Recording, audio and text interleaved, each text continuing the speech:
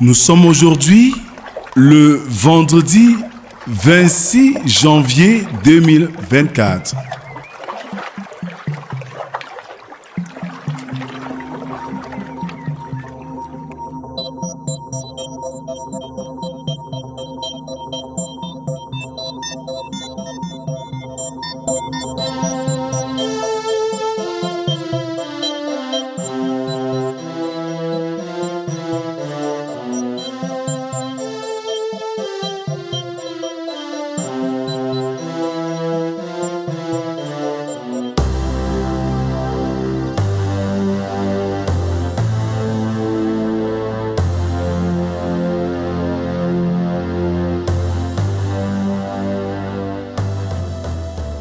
Bien-aimés dans le Seigneur, nous sommes à notre rendez-vous quotidien de méditation.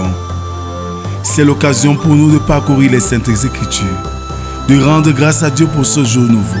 Il est aussi question pour nous de poser des jalons pour une journée réussie. Que la grâce, la paix et l'amour de Dieu soient et demeurent sur chacun d'entre nous. Au nom du Père, du Fils et du Saint-Esprit. Amen.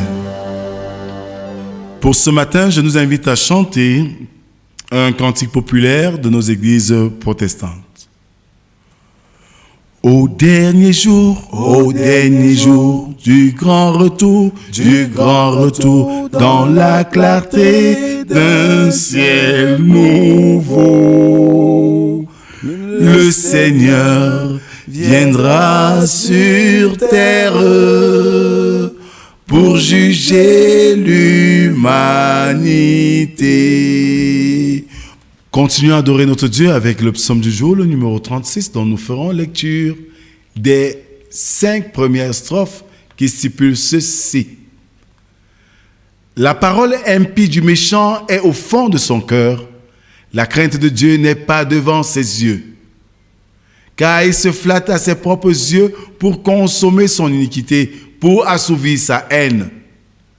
Les paroles de sa bouche sont fausses et trompeuses. Il renonce à agir avec sagesse, à faire le bien.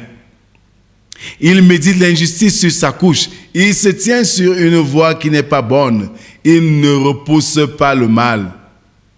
Éternel, ta bonté atteint jusqu'aux cieux, ta fidélité jusqu'aux nues.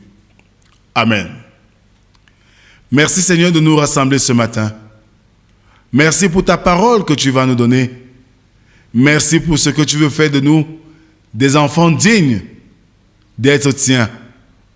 Viens donc Seigneur, donne-nous de comprendre ce que tu as à nous dire ce matin par ta parole. Parle, nous t'écoutons. Amen. Ce matin, nous méditons dans le livre de 1 Timothée, chapitre 6, versets 1 à 10. 1 Timothée, chapitre 6, versets 1 à 10. Là, il est écrit que tous ceux qui sont sous le joug de la servitude regardent leur maître comme digne de tout honneur, afin que le nom de Dieu et la doctrine ne soient pas blasphémés. Et que ceux qui ont des fidèles pour maître ne les méprisent pas, sous prétexte qu'ils sont frères, mais qu'ils les servent d'autant mieux que ce sont des fidèles et des bien-aimés qui s'attachent à leur faire du bien. Enseigne ces choses et recommande-les.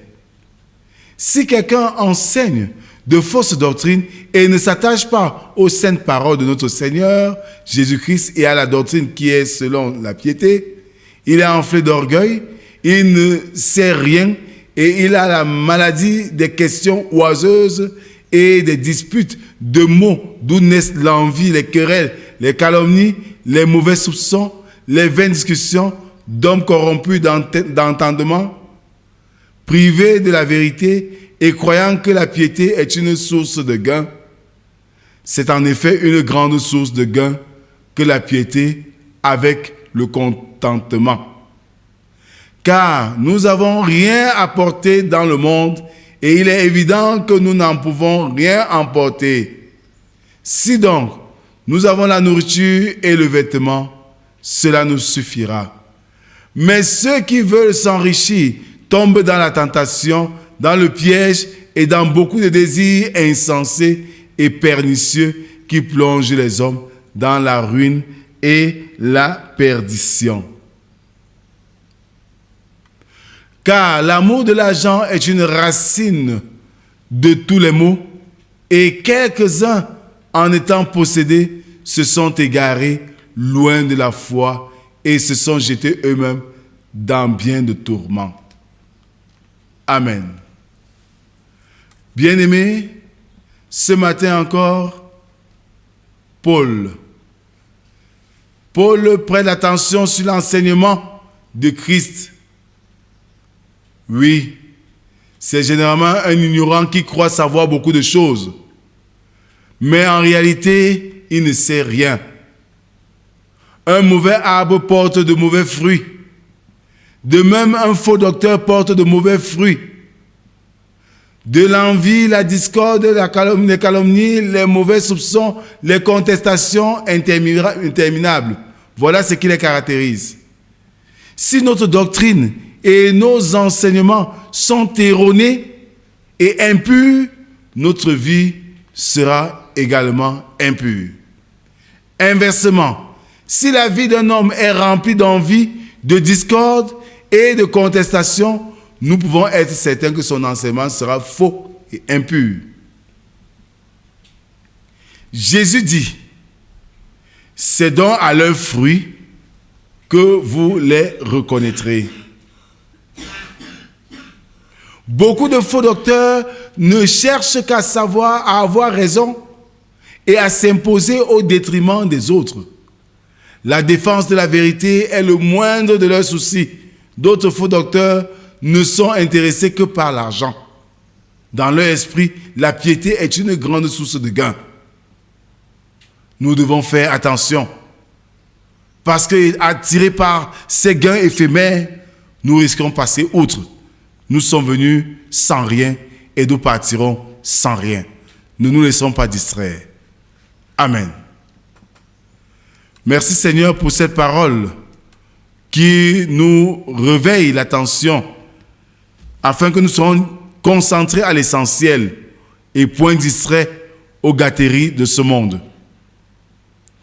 Beaucoup de docteurs, beaucoup de prédicateurs, beaucoup d'hommes de Dieu ayant pour mission de recherche de gains se sont détournés ainsi de la mission à eux confiée.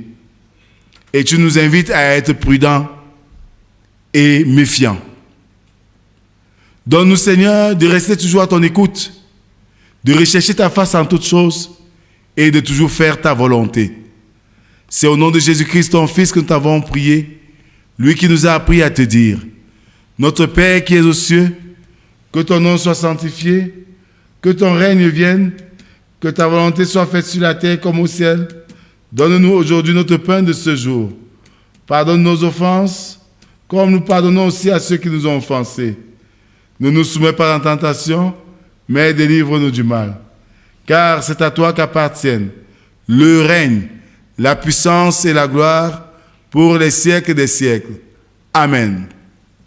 En guise d'exhortation, bien-aimés, sachons une chose, l'envie, les calomnies ne sont pas seulement le fait des faux docteurs. Elles proviennent également des chrétiens immatures dans l'Église. Leur comportement affaiblit l'Église et l'empêche de porter du fruit. Alors, chrétiens et tous, soyons unis, concentrons-nous à l'essentiel, au service de Dieu et non de nous servir de Dieu. Que la grâce, la paix et l'amour de Dieu soient et demeurent sur chacun d'entre nous, au nom du Père, du Fils et du Saint-Esprit, un seul Dieu éternellement béni. Amen. Rendez-vous lundi pour une autre méditation. Shalom.